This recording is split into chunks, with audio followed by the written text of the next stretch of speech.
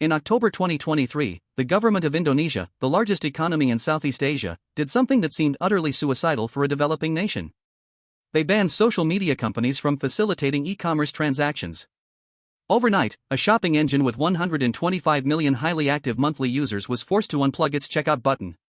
The goal of this drastic blockade was to protect local shopkeepers and micro-enterprises from predatory pricing and cheap imports flooding in from China. It was framed as a grand shield for the little guy. Yet, less than 6 months later, the exact same Chinese-owned social media giant did not pack its bags and leave. Instead, it effectively took control of the largest domestic e-commerce platform in the country, Tokopedia, by dropping a cool $1.5 billion. Think about the sheer absurdity of this outcome. A sovereign nation passes emergency protectionist laws to kick a foreign tech giant out of its retail sector, only for that same giant to walk right back in through the front door, buy up the local champion, and emerge stronger than before. This is not just a story of corporate maneuvering. It is a window into the brutal, cash-burning war for Southeast Asia's $100 billion digital economy. It is a market where the tech giants of Singapore, Jakarta, and Beijing are fighting a multi-front war, not just against each other, but against protectionist politicians and the unforgiving reality of geography. To understand how this digital battlefield is shaping the future of global retail, we need to answer 4 specific questions. First, how did Sea Limited, Singapore's most celebrated tech darling, manage to lose $150 billion in market value in less than 2 years?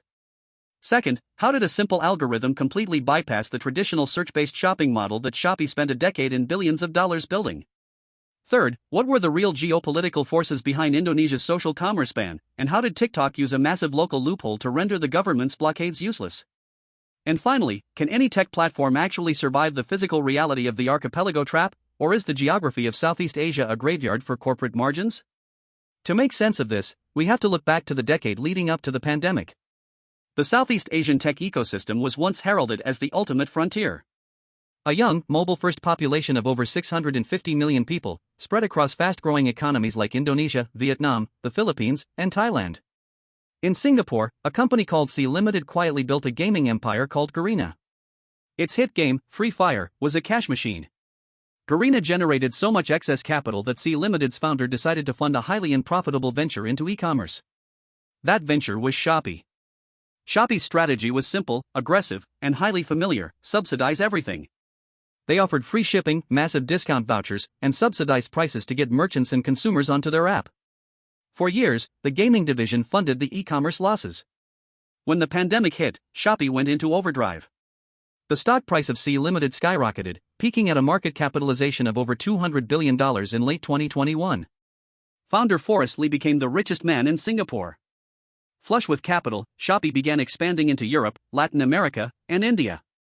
They thought they had cracked the code to global retail. But then, the macroeconomics shifted. Global inflation spiked, interest rates surged, and the era of free money ended. Almost overnight, Sea Limited's gaming revenues began to contract, and the billions needed to subsidize Shopee's international expansion vanished. The market capitalization of the company collapsed by over 75%. Shopee was forced into a humiliating retreat, shutting down operations in Spain, France, Poland, India, and Latin America. In Singapore, salaries were frozen, perks were slashed, and layoffs swept through the headquarters. Shopee managed to pivot to profitability by late 2022, but it did so by cutting subsidies and raising seller fees. It was now a mature, slower-moving platform. And that is exactly when the social media invasion began. To understand why this invasion was so devastating, we have to translate how people actually buy things online. E-commerce has historically been intent-based. You realize you need a new frying pan, you open an app like Amazon or Shopee, you search for the item, compare reviews, and check out. It is a digital supermarket, and you enter it with a grocery list. But TikTok Shop changed the game by introducing discovery-based shopping. Imagine instead of going to a clean supermarket with a list, you walk into a chaotic, loud street bazaar.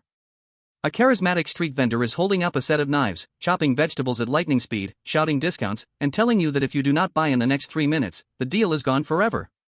You did not wake up intending to buy knives, but the pure spectacle and urgency make you pull out your wallet. That is the social commerce loop.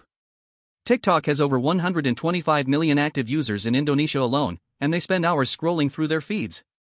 By embedding shopping carts directly into the short-form video feed and live streams, TikTok turned passive entertainment into immediate impulse buying. Influencers became virtual auctioneers. TikTok Shop did not wait for you to search for a product, it pushed the product into your face while you were looking for entertainment. This model completely bypassed Shopee's search-based defense. Shopee had spent years building a logistics network and acquiring users, only for TikTok to capture those same users before they even thought about opening a shopping app. In Indonesia, TikTok Shop's gross merchandise value went from virtually zero to $6 billion in a little over 2 years. This rapid expansion sent shockwaves through Jakarta. In Indonesia, micro, small, and medium enterprises are the absolute bedrock of the economy. According to data from the Indonesian Ministry of Cooperatives and MSMEs, these small businesses contribute over 61% of the national gross domestic product and employ 97% of the domestic workforce. When cheap, subsidized goods from overseas began flooding the market via TikTok's algorithmic feeds, local textile manufacturers and market vendors in Jakarta's famous Tanah Abang market saw their sales drop by half. The government could not ignore the political pressure. In late 2023, they banned social media platforms from doing direct e-commerce transactions. It was a severe blow to TikTok's ambitions. But it also exposed a critical regulatory hypocrisy.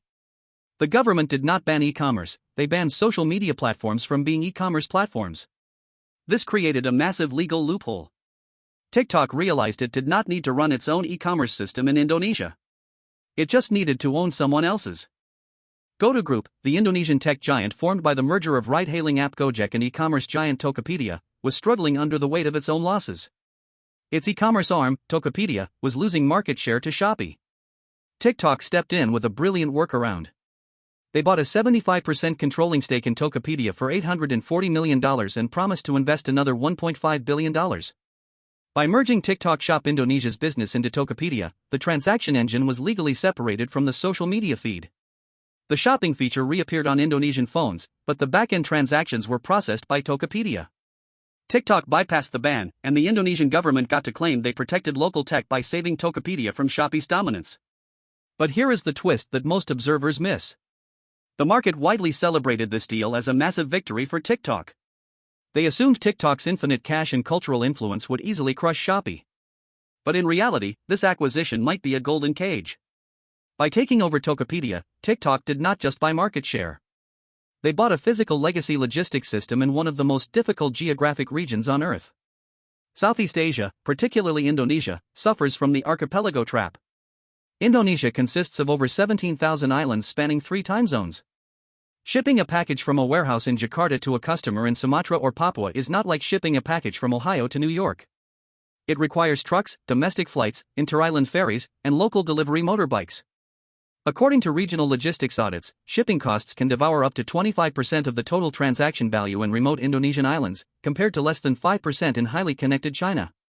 Before the merger, TikTok operated an asset-light model, relying on third-party logistics and pure digital margins.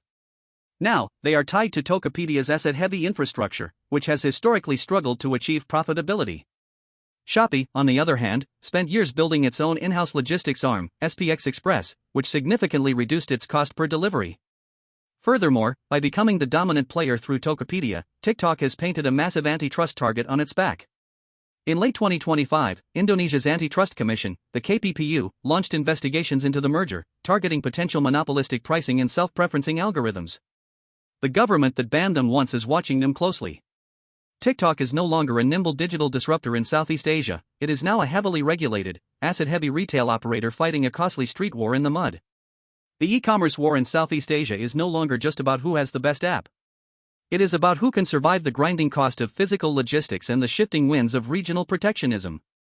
If you want to understand how these logistical bottlenecks are reshaping other industries across the region, you should read our recent deep dive on Singapore's infrastructure wars. You can sign up for our weekly financial briefing at the link below. Thanks for watching, mate. Bye.